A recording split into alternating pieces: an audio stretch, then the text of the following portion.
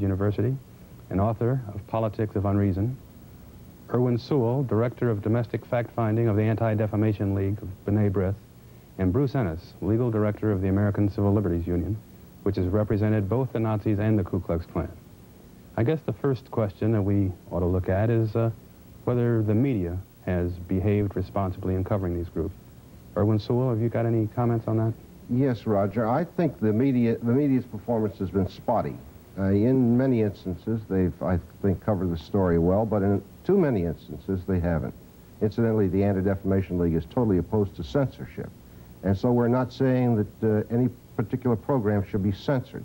But we have found in all too many cases that the Klan and the Nazis have been given an entirely disproportionate amount of space on TV, on radio, and in the press. David Duke, for example, when he comes into New York, the red carpet seems to be laid out for him to appear on TV shows, on radio, the attention he's given, and it's a certain kind of coverage which, in my judgment, indicates that the media is not doing their job as well as they could. What kind of coverage? What do you mean? They, instead of doing their homework, the interviewers all too often throw him a bunch of puffballs, as a result of which he's given the opportunity to spout his racist views, to engage in blatant propaganda with hardly any contradiction. There's been entirely too much of that. Another example, recently the same Klan organization, David Duke, sponsored what I regard as strictly a media affair out in San Diego, where they announced they were going to patrol the border to see to it the Mexicans can't come across illegally. Well, it turned out to be a farce. They brought one carload of a half a dozen guys down. They were overwhelmingly outnumbered by the press, and they put on literally a media performance. And the press, from coast to coast, handled that as if it were a mass event, as if the Klan was engaging in a huge resurgence. Nothing, there was nothing of the kind there, as a matter of fact. Professor Lipset, you're a Californian. Did the San Francisco or Palo Alto papers carry the border crossing? Yeah, the story of the border crossing certainly was carried in the California press, as it was, I assume, across the country. But I think I would agree with Irwin Suall about this general problem of dealing with extremist groups and exaggerating what seems to be the reality of them. But I think it might have to be seen in the larger context of the way the press handles reports generally. So I think if one looked at different stories and asked, you know, how important is the event that's being reported, you'll find that they're very important things which aren't covered very much because they are assumed to be of not very much interest to the public, or they're kind of boring. They're obvious. They're nothing very exciting going on. They're sort of dull people doing things which are the stuff of what goes on in life, but nobody really much cares. Whereas a lot of people who are not very typical, very unrepresentative, in fact, because they seem to be more dramatic, make the news. And this, of course, has a very important thing in reaction in politics, because it's often the extremists who are more newsworthy, not in the sense of importance, but simply in the sense of being more dramatic. And one then has to raise the question, you know, what should the press do about this? Is it sort of should it report things in terms of their significance? Are they making a judgment of the actually policy significance of an event? Or they're engaged in a kind of entertainment? And one of the difficulties, which you now have in exaggerated form again in New York City, with the change in the nature of the New York Post, is that when you have one newspaper or a number of newspapers which are looking for the most dramatic kinds of news, and the public responds to this in the sense that this is a more entertaining newspaper, the other media, such as the New York Times, Mr. Wilkins' paper, has the issue of what does it do? Does it refuse to report the kinds of things the Post reports? Do two papers decide there are two different things which are news? Marty, I wish it were Mr. Wilkins' paper. It's Mr. Sulzberger's paper that I work for, but I didn't mean nevertheless, Bruce, what do you think? Do you agree generally that the press has mishandled these extremist groups? And if you do, what has been the effect? I think we have to make an important and careful distinction between the right of the press to cover these events if it chooses to do so on the one hand, and how responsibly the press has exercised that right on the other. At the ACLU, we believe very strongly that the press has and should have. Let me give you one example of that from the perspective of the ACLU. As you mentioned at the outset of the program, the ACLU has, in fact, represented both the Klan and the Nazis in respect to their right to speak. We've been involved in approximately 6 cases at the current time on behalf of the Klan and the Nazis. The press has covered all of those cases extensively. The press has not covered the fact, however, that we are at the same time involved in about 6,000 other cases, mostly in the areas of racial justice. And I think that the balance of coverage by the press has given these extremist groups more coverage than they actually would politically warrant. Well, let's take a look at an actual example of press coverage. A recent controversy arose over the taping of an episode of Black Perspective on the News in which the purported leaders of the Nazi Party and the Ku Klux Klan were interviewed in an hour-long special program. A number of the public broadcasting system stations refused to air the program. Let's take a look at a portion of that show. What I'm concerned about is finding the extent to which you will talk about futures, what the new Klan indeed intends to do, and what your group intends to do, Mr. Collin, whether it's to go to blows with people physically or to do things in a more perhaps intelligent human way. I'm concerned about the fact that there seems to be divisions of the Klan. Robert Shelton has a division which he claims to be the Klan, and then there's a Mr. Wilkerson with whom you're familiar, and your group. And if they are in opposition, if they have a common goal, if the Klan has been put upon and is not all the bad things that people think they are, even those with rope burns, then perhaps you can address that. And what futures hold. You know, you sit here and you seem like you get kind of filled up and even angry, and you talk about violence rather casually, and you must realize that violence has never proved anything. I'd like to know what you were willing to talk about the party is going to do in the future, because, you know, violence. First, Mr. Duke, Mr. Collin, and then, gentlemen, if you would respond, and could we do so that the people watching the program have the benefit of hearing what all of you say? Oh, you've asked so many things. Yeah, that's the problem. First of all, our standard for the future, what we're trying to do for the future, is to build political power. As his group has, our group has got involved in the political process. So far, we've elected people in terms of state offices and a couple of national offices, but in each case, our members were anonymous because of the tremendous pressure that comes upon them if they reveal their membership. David Duke, you sit there and tell me that you're afraid. I'm not afraid, but there are a lot of white people who are. Are you afraid, Frank Collin? My fear has been canceled out by my contempt for what is happening to my country until I look upon my life as a bullet to strike down the system which is killing my people. Do you ever answer questions without attempting to be cordial? I don't know how else to be able to answer. You can't get a yes or no. This is a... Are you afraid? No. I didn't think so, man. That was much easier than... But I'm saying white people today... I'm not afraid either. They live in a climate. In this country, within the next 10 years, at least 50 cities are going to be dominantly black. Dominantly black. That means that the whites have separated themselves from the blacks by leaving the inner cities.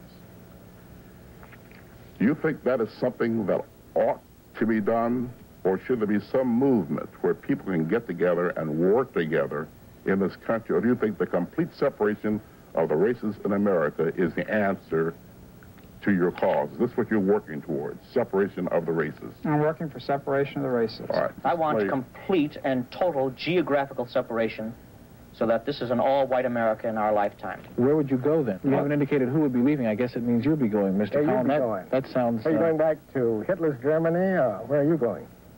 If you want to be facetious, that's fine. No, you know, sir. You want to go back to the jungle and chuck spears at each other, that's okay, too. I'd love it.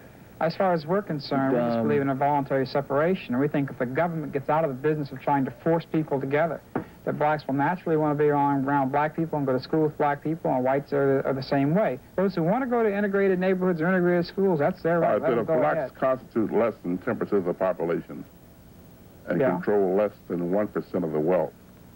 The only way for blacks to survive in America is as a part of the totality, not as a separate entity.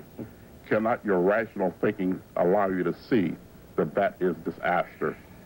You mean if a person should live in this country as well as his ability and his willingness to work warrants it? That's not what I just said. Well, you know, just suggesting, because if the blacks then are 1% of the wealth, you know, then, well, my gosh, there's got to be some sort of suppression involved, or that the national fabric cannot exist. If there's suppression involved, are you willing then to fight that suppression so that blacks might have an equal stake in this culture? Of course, and the only way I see to fight that suppression, you see, is let black people control their own affairs, control their own communities.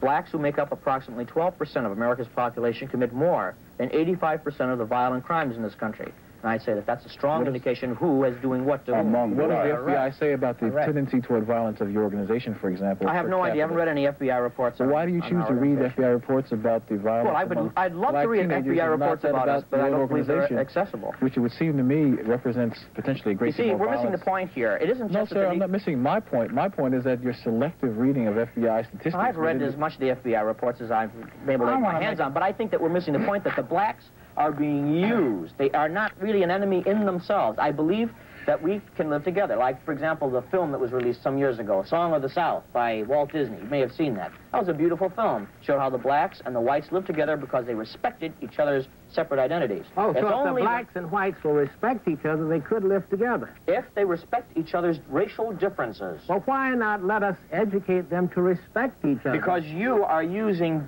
this black propaganda to instill hatred and vengeance in your people. No, not at all. And white guilt in us, like your Roots program.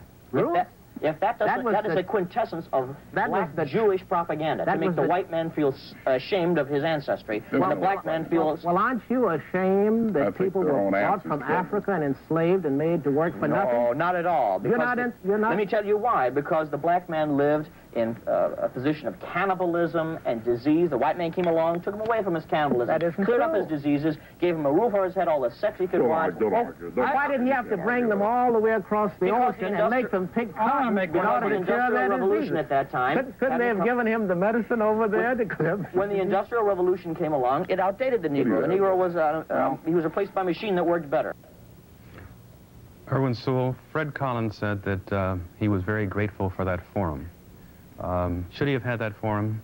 Was it good news judgment for Black Perspective to give him and Mr. Duke that opportunity to spout what they had to say? I don't think so, frankly. I think it's a good example of how not to do it, as a matter of fact. If you want to understand typhus, you don't invite Typhoid Mary. You get a doctor. And I must say also, by the way, that the interviewers were rather inept, regrettably. They meant well, but they did it very poorly. Well, what should they have had?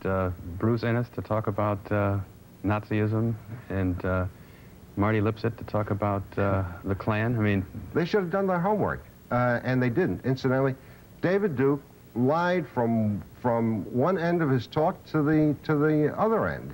He fabricated all the way through. He's the smallest Klan. He's never been to Israel. I mean, there was one lie after the other. These fellows didn't do their homework. They asked him, don't you agree that violence is not a good thing? He's out on bail right now for having committed a violent crime. I mean, they just didn't do their homework.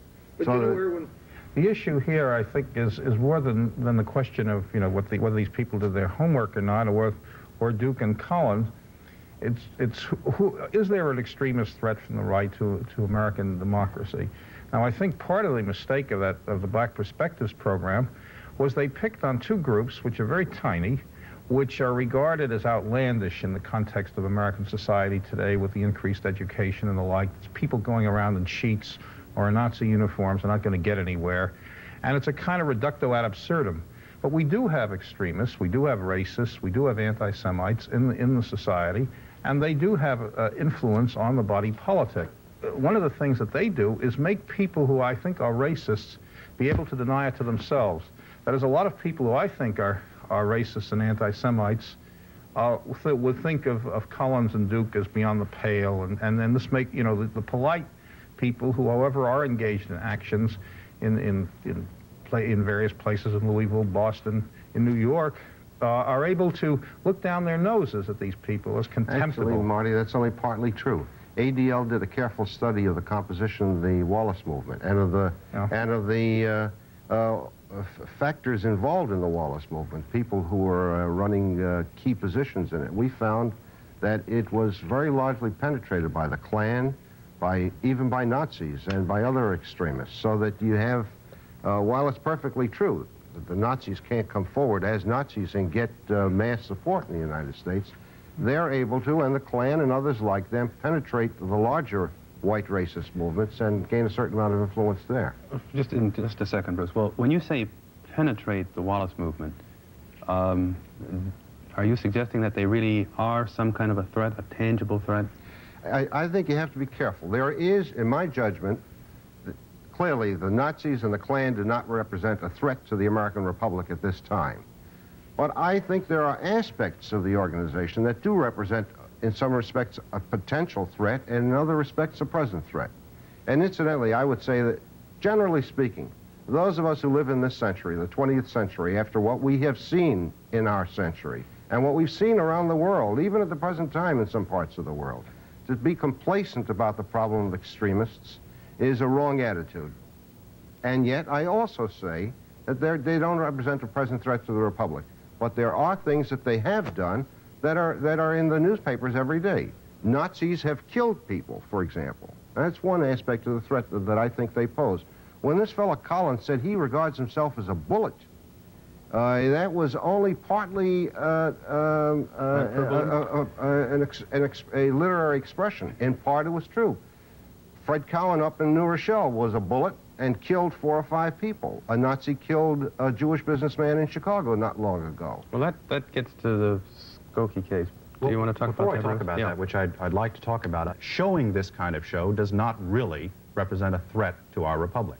But I think if government can enjoin the media from showing what the media decides ought to be shown, that is a very serious threat to our republic.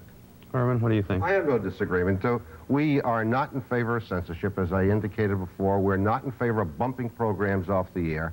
We are in favor of the media using good judgment. They have a responsibility, particularly the electronic media, by the way, because they're licensed by FCC, and part of the responsibility that goes with the license is serving the public interest.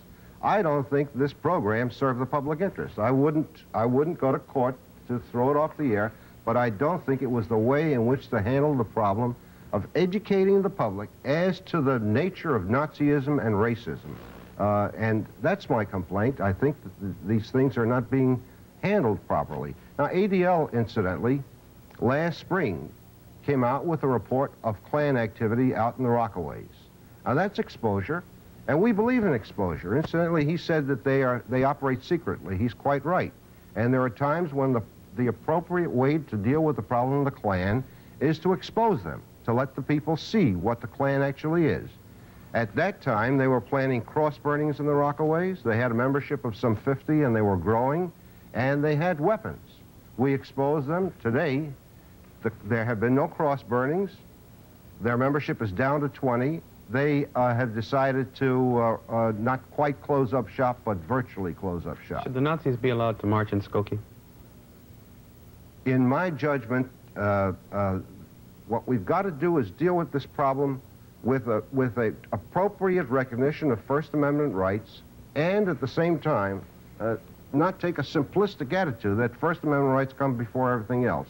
There are times in Skokie, in my judgment, it would be wrong to allow the Nazis to march in Skokie. And that doesn't mean, therefore, the Nazis should not be allowed to march anywhere. There are times when a Nazi march with swastikas and boots and so on, in a given situation, I think Skokie is one of them, where you have a high Jewish population, and even more important, people who have been through the Holocaust, survivors of the Holocaust. Nazis marching in front of them is, in my opinion, a form of psychic assault on these people.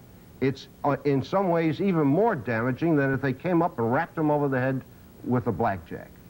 Bruce, that's where the First Amendment really gets binding. Right. That's the hard case. Here, I think for the first time in this program, we have an actual disagreement. I think it was a media event for the Nazis to choose Skokie because of all the communities in the United States. Skokie has perhaps the highest concentration of survivors of the Nazi Holocaust. But even there, I think the Nazis should have a right so long as they act peacefully and do not violate the criminal laws, to engage in a peaceful demonstration. No, really, of almost no circumstance in which I would ask that these people's freedom of expression be cut off. I suppose it would only be if they were about to commit a crime, about to injure someone. Otherwise, no. What do you think, Irwin? Well, I agree with you. It's a difficult problem. I would add to being about to commit a crime, incitement to crime, incitement to violence. In my judgment, incitement to violence, too, is something that that an orderly society can't tolerate. But I must tell you that even in ADL, we have differences of opinion on this question. It is a tough question. We've got a meeting of our National Commission coming up very shortly, in which the question of how one deals with this problem is going to be discussed. As of now, we have played a kind of a role in Chicago in the Skokie thing. That is, we invited a group of top-notch attorneys to see if they could develop a court case which, within the framework of the Constitution, on sound constitutional basis, could inhibit the Nazis from conducting their march. They did come up with a court case on behalf of a plaintiff who's a former concentration camp inmate, and it'll be tested out in the courts. The courts will have to make the decision. Why not just, before we go to about 8,000. Incidentally, David Duke is the leader of the smallest, not, as he claims, the largest clans. The Nazis are fragmented. All in all combined, all the fragments together have a membership of less than 1,000 in the country. You have the main one, the National Socialist White People's Party, which was founded by George Lincoln Rockwell, who incidentally was killed 10 years ago. In the 10 years since his death, the Nazis have not gained in numbers. And in addition to the NSWPP, you've got the National Socialist White Workers' Party, you've got the National Socialist Movement, you've got the National Socialist Liberation Front, you've got the United White People's Party of Cleveland, you've got the White Power Movement of West Virginia. These are all Nazi groups, and altogether they represent under 1,000 members. There's one additional organization called the National States' Rights Party, headquartered in Marietta, Georgia, which is led by a man by the name of J.B. Stoner.